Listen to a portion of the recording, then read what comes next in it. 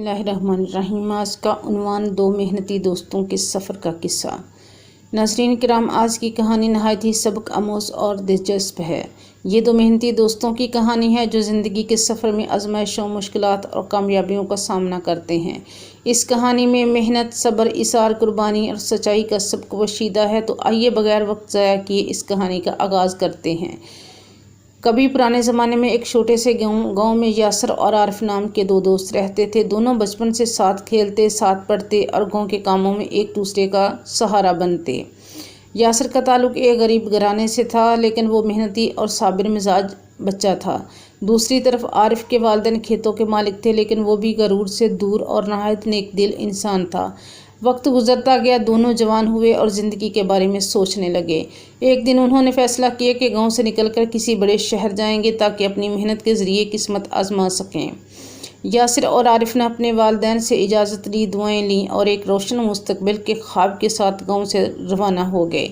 सफ़र लंबा था। वह दोनों खेतों, जंगलों और वादियों से गुजर रहे थे। रास्ते में कभी बारिश उन पर बरसती, कभी धूप चिल्लाती, लेकिन दोनों दोस्त एक दूसरे का हौसला बढ़ाते रहते। एक दिन जब वो एक घने जंगल से गुजर रहे थे तो यासर ने कहा, आरिफ, ये सफ़र वाकई मुश्किल है, लेकिन मुझे यकीन है कि अगर हम साथ रहे और मेहनत जारी रखी तो मंजिल ज़रूर पाएंगे। आरिफ ने मुस्कुराकर कहा, हाँ यासर, यही तो असल इम्तहान है। मेहनत करने वाला कभी नाकाम नहीं होता।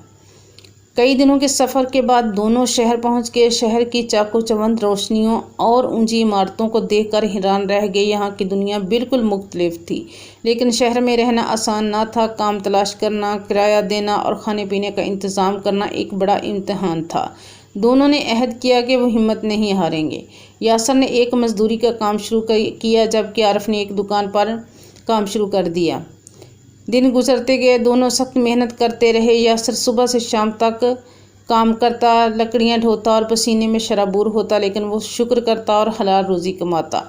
आरिफ दुकान पर काम करते हुए हिसाब किताब सीखता और ग्राहकों से लेन देन का तरीका सीखता। कभी कभी वो दोनों शाम को एक ही कमरे में बैठकर दिन भर की बातें करते और अगले दिन की तैयारी करते। कुछ अरसे बाद एक दिन आरिफ के हाथ एक और मौका आया। दुकान का मालिक बीमार पड़ गया और उसने आरिफ को अपनी जगह काम संभालने को कहा।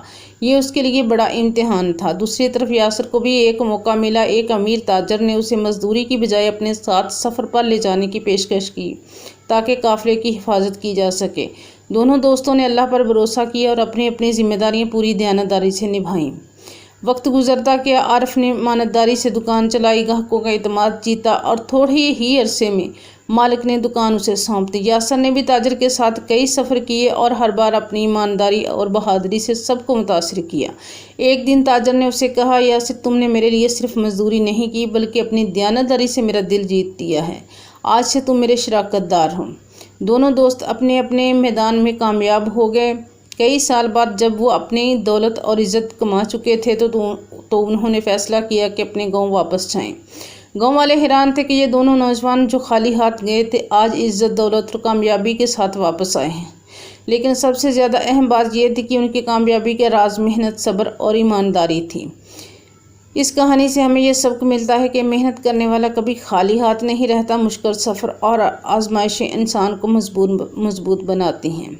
सच्चा दोस्त हमेशा साथ खड़ा रहता है। ईमानदारी सबसे बड़ी दौलत है। अल्लाह पर भरोसा और सब्र करने वाले को दुनिया और आखिरत में कामयाबी मिलती है। अगर आपको हमारी ये कहानी पसंद आए तो लाइक, शेयर और सब्सक्राइब ज़रूर कीजिए।